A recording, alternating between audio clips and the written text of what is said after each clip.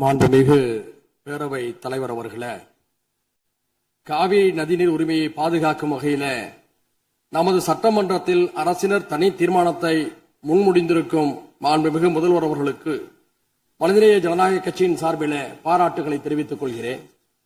அரசியல் அணுகுமுறைகள், வேறுபாடுகள் இவற்றையெல்லாம் கடந்து காவிரி உரிமைக்காக இந்த அவையில் இருக்கக்கூடிய நாம் எல்லோரும் ஒரே அணியிலே இருக்கின்றோம் என்ற உணர்வை வெளிப்படுத்தக்கூடிய கடமை இப்போது இருக்கிறது.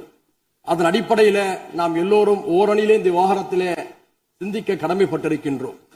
இந்த உலகம் என்பது 71% நீராலும் 29% நிலத்தாலும் சூழப்பட்டிருக்கிறது. ஆனால் உலகம் எங்கும் தண்ணீருக்கான போராட்டங்கள் கடந்த அரை நூற்றாண்டு காலமாக வலுப்பெற்று வருவதை நாம் பார்க்கின்றோம்.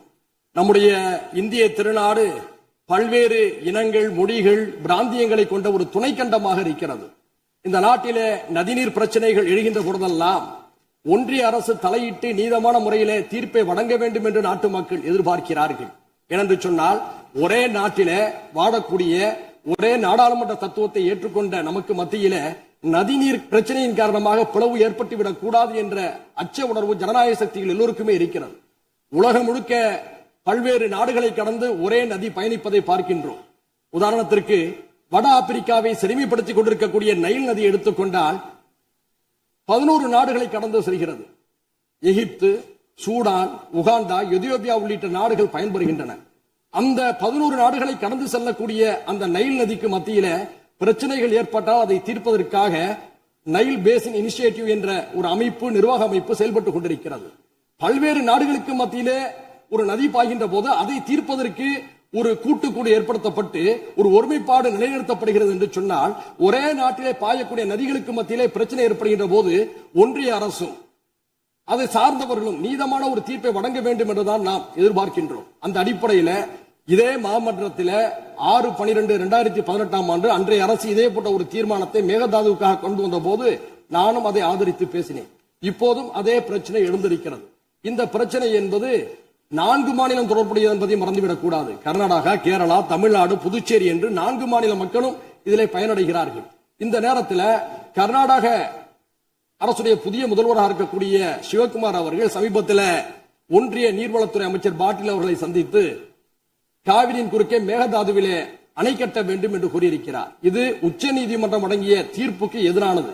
காவிரி மேலாண்மை ஆணையம் இதை நிராகரித்திருக்கிறது என்ற உண்மையை நாம் உணர்ந்து கொள்ள வேண்டும். அவர்களுக்கும் உணர்த்த நாம் கடமைப்பட்டிருக்கின்றோம். இந்த நேரத்தில் நாம் வைக்கக்கூடிய கோரிக்கை என்னவென்று சொன்னால், காவிரி மேலாண்மை ஆணையத்துடைய ஒப்புதல் இன்றி காவிரியின் குறுக்கே எந்த நடவடிக்கையும் எடுக்கக்கூடாது என்று தெளிவாக கூறப்பட்டிருக்கிறது. உச்ச நீதிமன்றத்துடைய வழிகாட்டலோடு அமைக்கப்பட்ட அதிகாரப்பூர்வமான அமைப்பு தான் காவிரி மேலாண்மை ஆணையம்.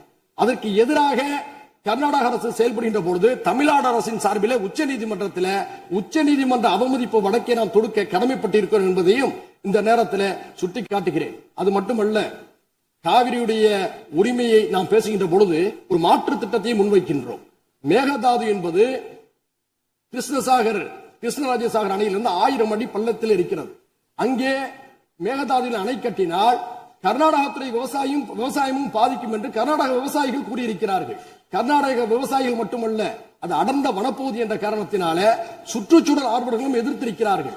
இந்த நிலையில் நாம் மாற்று யோசனையாக என்ன சொல்கிறோம் என்று சொன்னால், ஐயா காமராஜர் அவர்கள் முதல்வராக இருந்த போது கிருஷ்ணகிரி மாவட்டத்தில் இருக்கக்கூடிய ராசிமணல் அருகே ஒரு அணையை கட்டலாம் என்று அடிக்கல் நட்டினார். அதற்கான ஆதாரம் இப்போதும் ஒகேனக்கலில் இருக்கக்கூடிய தமிழ்நாடு மின்சார வாரிய அலுவலக கட்டிடத்திலே இருக்கிறது. அங்கே அணை கட்டுகின்ற பொழுது 2 மாநில மக்களும் சர்ச்சையின்றி அந்த நீரை பகிர்ந்து கொள்ளலாம். ஏனென்று சொன்னால், அந்த இடதுபுறம் தமிழ்நாட்டில் இருக்கிறது, அந்த அணையுடைய வலதுபுறம் கர்நாடகாவில் இருக்கிறது. 2 மாநில விவசாயிகளும் அவரவர் விருப்பத்துக்கேற்ப நீரை பகிர்ந்து கொள்ளக்கூடிய ஒரு வாய்ப்பை அன்றைய தினம் உணர்ந்த காரணத்தினால் தான் ஐயா காமராஜர் அவர்கள் அதுக்கான அடிக்கலை நட்டினார்.